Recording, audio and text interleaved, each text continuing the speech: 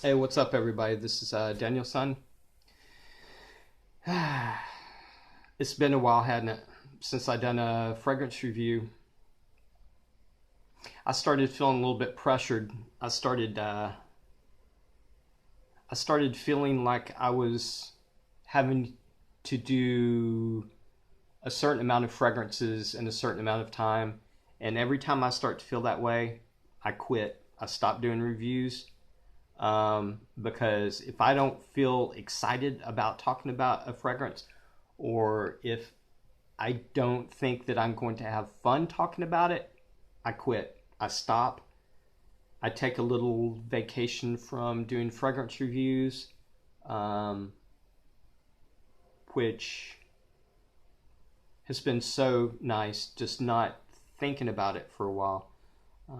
I even started making schedules out. Okay, I have to get this fragrance done by this day, and nah, I ain't doing that anymore. I refuse to do that. So, as a matter of fact, I was planning on doing a review of this fragrance a week ago, and I just didn't feel it in me to do it. So I waited. I waited another week, and today I felt like doing it, and here I am. As a lot of y'all know, I have been doing a lot of blind reviews, which means um, if I pick out a fragrance to that I want to talk about, I will not look at the notes. I will not look up anything about it other than the house and the perfumer. I will not watch anybody else's fragrance review of it. If I think I might see a comment or a post about it, I will not look at it. I don't want to know anything about this fragrance. Nothing other than the house and the perfumer. Um, so that to me is what a blind review is. It's only going by what I smell and what I've experienced and what I think about the fragrance in general. And I prefer doing it that way because it's challenging. It's challenging and it makes it more fun. And I encourage, if there's any fragrance reviewers out there or fragrance bloggers, I encourage you um, to consider doing at least one blind review. If you can get over the thought in your head that you could be wrong, I mean completely wrong about a fragrance as far as like the notes. Um, Actually, I don't think you can be wrong doing a blind review. There is no such thing to me as being wrong in doing a blind review, because I think a blind review is the most honest review me personally I can do, because I don't know anything about the fragrance. I don't already know the notes. So how am I going to be wrong? I'm talking about what I've experienced and what I smell. There's nothing more honest and truthful about that as far as I'm concerned.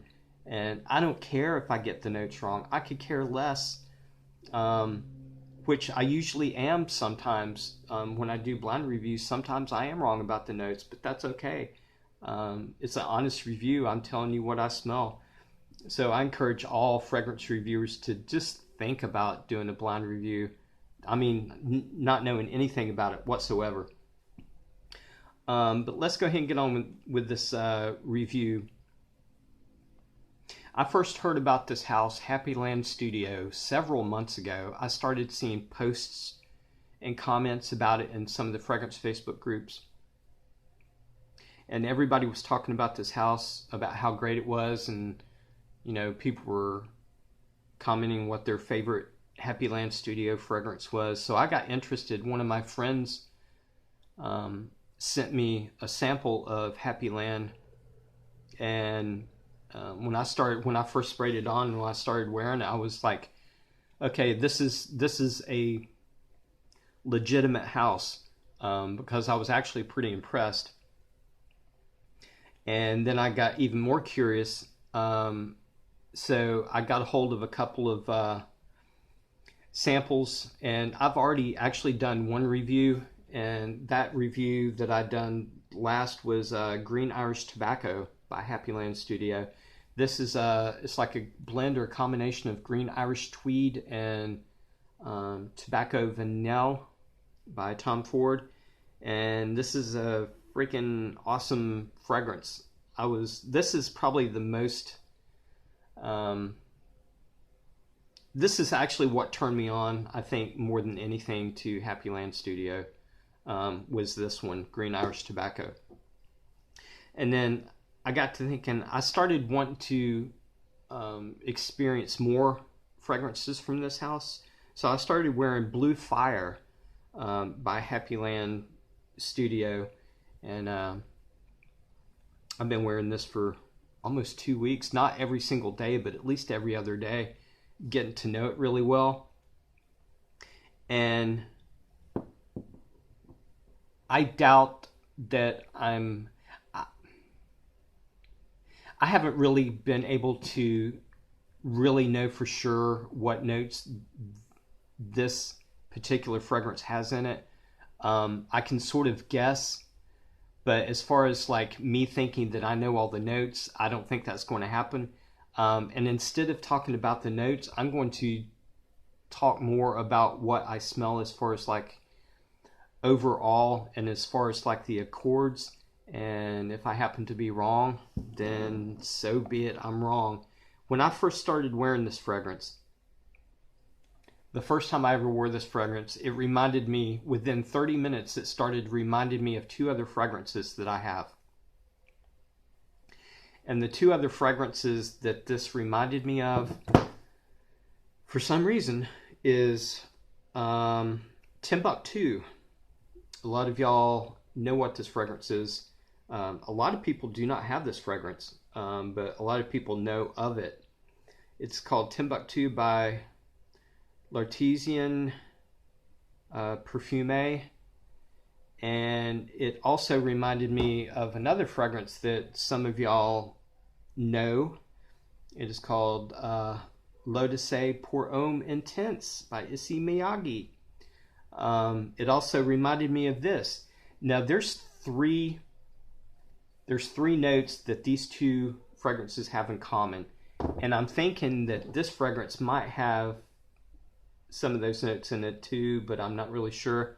The 3 notes that I'm talking about is incense and cardamom, which I don't think this has cardamom in it, but the other note is called papyrus. Then I'm thinking that this might have papyrus in it, maybe, and I'll tell you why. I've worn this numerous times, and I get basically the same thing every time I wear it.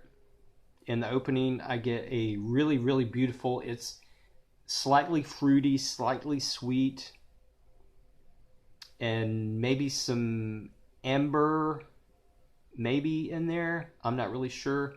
Maybe amber, but it's a little bit fruity and a little bit ambery. In anywhere from 10 to 25 minutes into it, I start getting an earthiness, and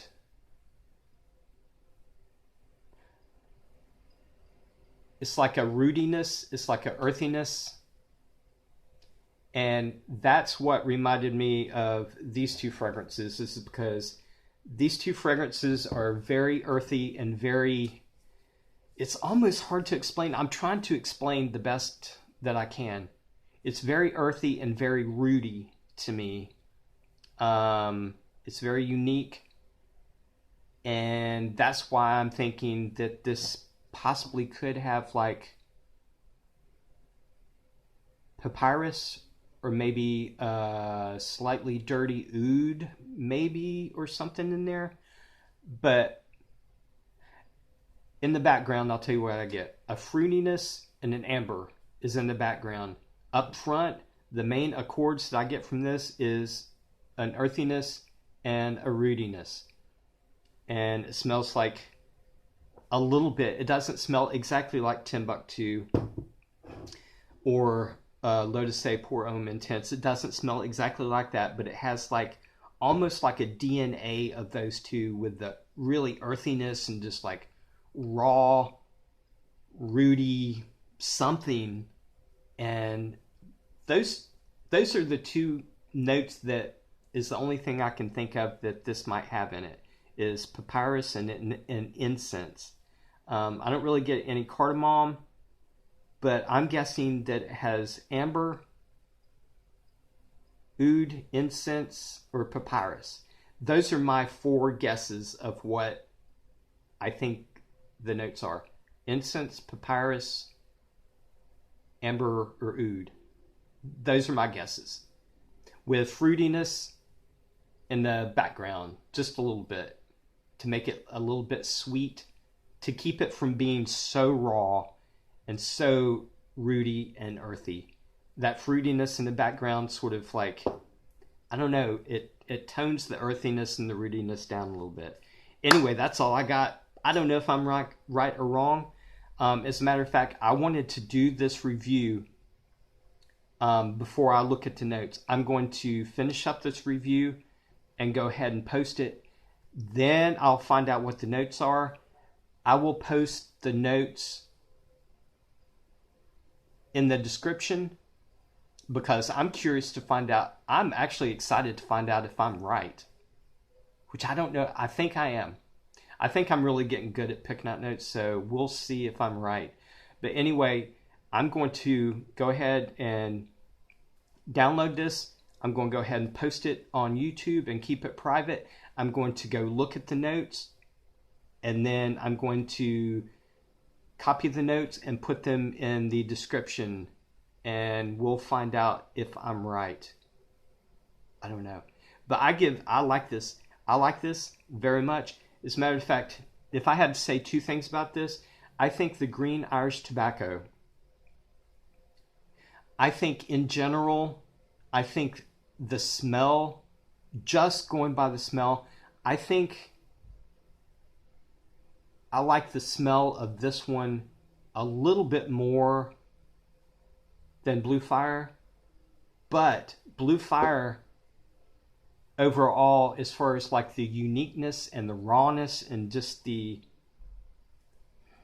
artistic side, I actually prefer Blue Fire. So I actually love both of these, but in a different way. Overall smell for this one, and uniqueness and artistic would have to go for this one. So anyway, that's it for my review, and I hope I made sense to some of y'all. Maybe sometimes I get to talking and I'm just like blah blah blah blah blah blah blah. Anyway, that's it for my review. And if you've never tried Happyland Studio, I suggest that you at least get a sample and try it. Either one of these. I'm planning on doing reviews on all Happyland fragrances. It might take me a while. It might take me a year to do reviews on all of them because he has some awesome fragrances, but I will eventually get to them. But I give 2 big thumbs up for Happyland Studio, and I'm really impressed. I think E.J. Wells is an awesome guy, and I think he has some awesome fragrances available for everybody. As a matter of fact, I'll put his website and his Facebook page in the description also, along with the notes, which I'm really curious about. But anyway, I love you guys, and I will talk to you later. See ya. Bye.